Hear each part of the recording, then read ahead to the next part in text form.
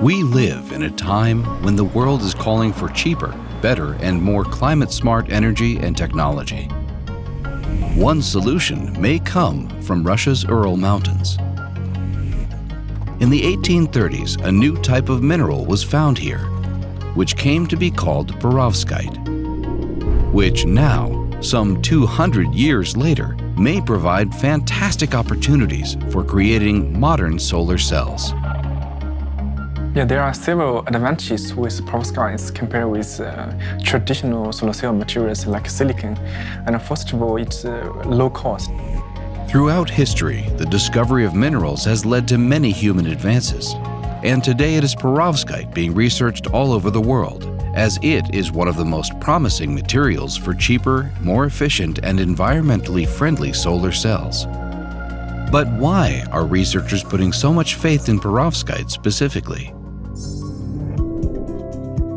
Perovskite's special crystal structure means that it can absorb light extraordinarily efficiently. Compared to today's common solar cells, it would be easier and cheaper to create. Perovskite solar cells could also be made so thin and flexible that they could be painted on windows or entire facades in all sorts of colors. And because it is so light sensitive, it is believed that in the future you could charge your mobile phone with ordinary indoor lighting if it was powered by perovskite solar cells. Now we are trying to understand these new materials, trying to understand their properties, and hopefully by understanding this material, we can further improve the efficiency to another step.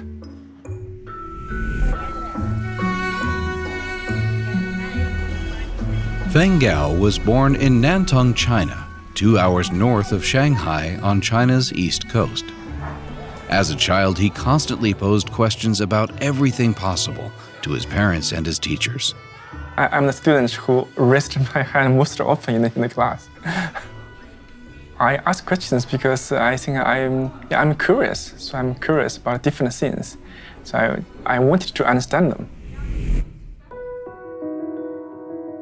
The interest in the mineral perovskite started early. Feng Gao wrote his master's thesis on it at the University of Nanjing. After this, he managed to get a doctoral position at the University of Cambridge in England. Then, in 2012, Feng Gao came to Sweden. Before I came to Sweden, I thought Sweden is a very cold country. But after I came here, actually, I realized it's not too bad. Today, he is a professor at the Department of Physics, Chemistry, and Biology at Linköping University. Welcome to the lab. This is a place where we make solar cells and LEDs. Please. Now you are going to put it into your reactor. Yes. And as a researcher with his own lab, he can now finally find answers to all the questions he's been asking since he was little. Science is fun, and total science is kind of a curiosity-driven process. So yeah, we try to find answers to our questions, and this process, I think, is also very rewarding. But before perovskites can become the environmental rescue Feng Gao hopes for, one big problem must be solved. In as far as it is toxic. So now the high-efficiency solar cells, they contain lead in the device, although it's kind of a very small amount. But if you consider that now we put solar cells on your roof, it contains lead, and then it's broken, and the lead will be kind of get into the soil together with the water. That might be not a good situation.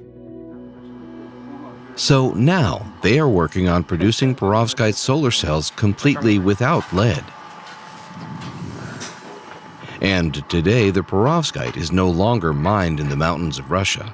Instead, Feng Gao and his colleagues can simply create it in this small glass bottle. We mix these two materials together. Now you can see after shaking it, it can turn to black. This is starting materials for lead-free perovskites.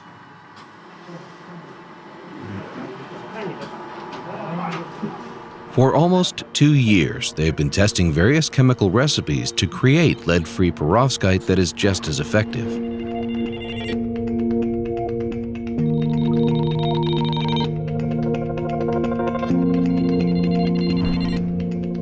This is what the perovskite crystal structure looks like with lead.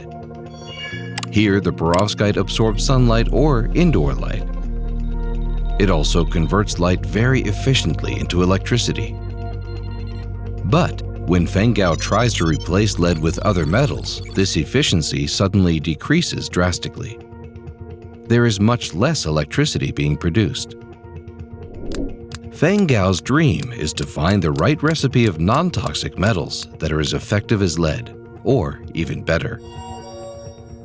The small glass plate with perovskite on it will now be tested in different ways, among other things with artificial sunlight. And now we can measure in the solar cells we made. We shine the sunlight onto our device, and then we use the LabVIEW program. We can measure how efficient our devices are.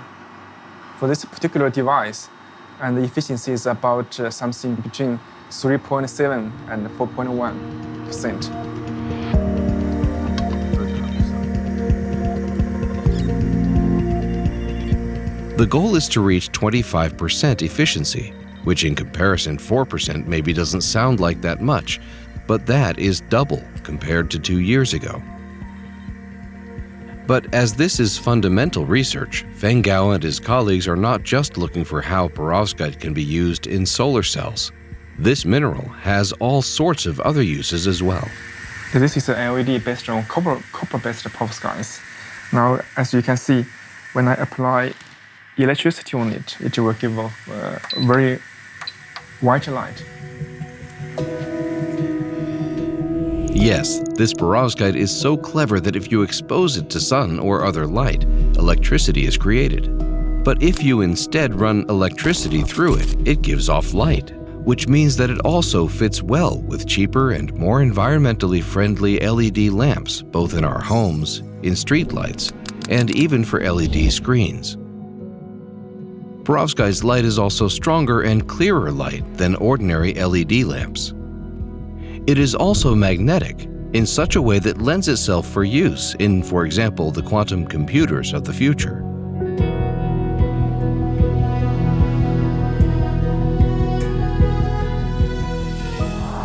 My ambition with this project is to develop a new generation of lead-free perovskites for solar cells.